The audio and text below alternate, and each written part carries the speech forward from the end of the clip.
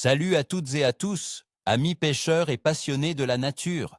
Votre gars de la pêche préféré est de retour pour un nouveau prognostic qui, je vous le promets, va vous donner des frissons. Aujourd'hui, on va décortiquer ensemble les conditions de pêche pour le passé vendredi, 10 octobre 2025 en France. Et croyez-moi, ce jour-là, l'automne nous réserve de très belles surprises qui pourraient bien transformer votre sortie en une véritable partie de pêche mémorable. Préparez vos cannes, on va voir comment optimiser chaque lancée. Alors, mes amis, que nous dit la nature pour ce 10 octobre? Les conditions s'annoncent particulièrement intéressantes pour plusieurs espèces. Accrochez-vous, car on pourrait assister à de belles phases d'activité. Commençons par le roi des carnassiers d'eau douce en cette saison, le brochet. En octobre, le brochet entre dans une période de frénésie alimentaire avant l'hiver. Où le chercher?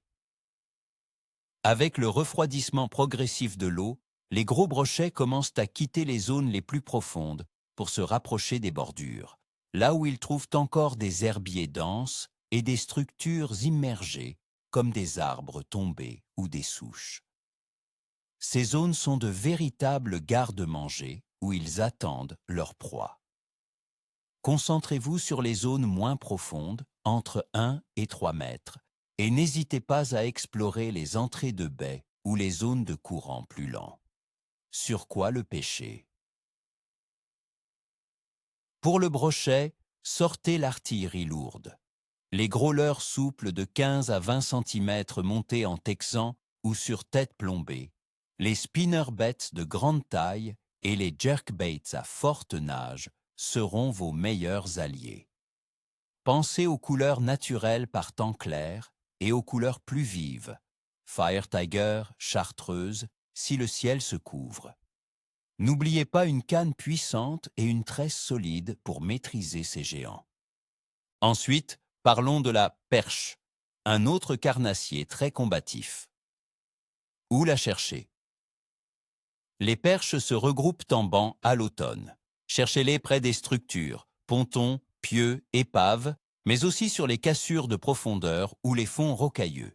Elles peuvent se trouver de 2 à 6 mètres de profondeur, suivant l'activité des bancs de poissons-fourrage. Sur quoi la pêcher?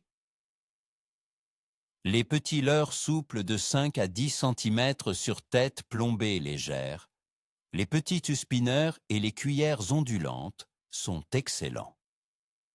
La pêche à la dandine avec une petite cuillère ou un montage drop shot peut aussi faire des merveilles quand elles sont plus calmes.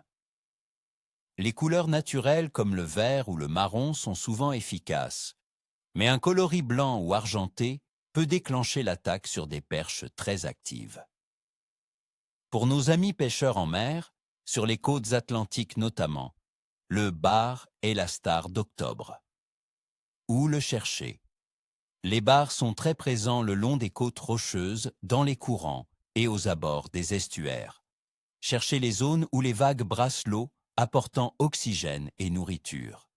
Les pointes rocheuses exposées au courant, les parcs à huîtres et les bancs de sable à l'intérieur des bassins sont des spots de choix. Sur quoi le pêcher?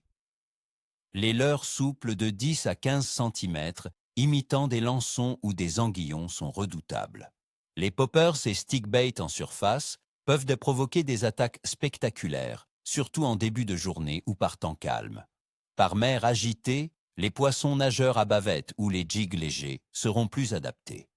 Et enfin, pour une pêche plus tranquille mais tout aussi gratifiante, les gardons et rottinglets, nos chers poissons blancs. Où les chercher?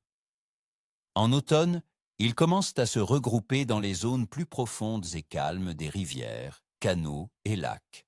Cherchez les fosses, les abords des herbiers encore présents et les zones à l'abri du vent et du courant. Sur quoi les pêcher? La pêche au coup à la longue canne ou au feeder sont les techniques reines. Utilisez des amorces riches en protéines et des appâts classiques comme le ver de vase, le pinky, le gozer ou un petit ver de terre. Pêchez près du fond, en ajustant la profondeur selon la réaction des poissons. Maintenant, plongeons dans l'analyse des conditions, mes amis, car c'est là que réside la clé de la réussite. La météo. Pour ce vendredi 10 octobre 2025, la France profitera d'une journée globalement sèche. Les températures seront douces pour la saison, avec un maximum de 19 degrés Celsius en après-midi et un minimum de 13 degrés Celsius la nuit. Le vent soufflera du nord, mais avec une force modérée autour de 3 Beaufort. Cette absence de pluie et ce vent léger du nord, combinés à des températures agréables, devraient favoriser une pression atmosphérique stable. Des conditions stables sont souvent synonymes d'une activité régulière des poissons, en particulier pour les carnassiers qui n'aiment pas les changements brusques. La température de l'eau. En ce début de deuxième décade d'octobre, la température de l'eau dans les rivières et lacs de France se situera probablement entre 14 et 16 degrés Celsius. C'est une température idéale. Elle est suffisamment fraîche pour stimuler l'appétit des carnassiers qui se préparent pour l'hiver, mais pas encore trop froide pour rendre les poissons amorphes. Cette légère baisse de température incite les poissons à se déplacer et à se nourrir activement, cherchant à faire des réserves. Sur les côtes atlantiques, attendez-vous à des températures autour de 12 à 15 degrés, tandis qu'en Méditerranée, l'eau restera plus douce, aux alentours de 18 à 20 degrés. La phase lunaire. Le 10 octobre 2025, nous serons en phase de lune gibbeuse décroissante avec une illumination d'environ 87,4%, c'est-à-dire 3 jours après la pleine lune du 7 octobre. Dans le monde de la pêche, beaucoup de théories associent les phases lunaires à l'activité des poissons. La période juste après la pleine lune, lorsque la lune commence à décroître mais reste très lumineuse, est souvent considérée comme favorable. Les poissons, en particulier les carnassiers, peuvent avoir une activité de chasse accrue pendant la nuit sous la lumière lunaire, ce qui peut les rendre plus réceptifs en journée pour compléter leurs réserves. Ce facteur, combiné à la météo clémente, est plutôt un bon signe. Activité générale des poissons. Compte tenu de ces facteurs, l'activité générale des poissons devrait être bonne à excellente, pour les carnassiers comme le brochet, la perche et le bar. Les conditions météorologiques stables et la température de l'eau en baisse progressive stimulent leur appétit. Les poissons blancs seront également actifs, mais peut-être plus en profondeur, cherchant le confort. Mon évaluation du clève. Je prévois un bon à excellent clève homme, surtout pour les espèces de carnassiers. L'absence d'averses, le vent léger et la température de l'eau encourageante créent un contexte propice. C'est le moment de profiter de ce coup de fin automnal avant l'arrivée du grand froid. Voilà mes amis, mon diagnostic pour ce prometteur vendredi 10 octobre. J'espère que ces conseils vous seront utiles et vous aideront à vivre une journée inoubliable au bord de l'eau.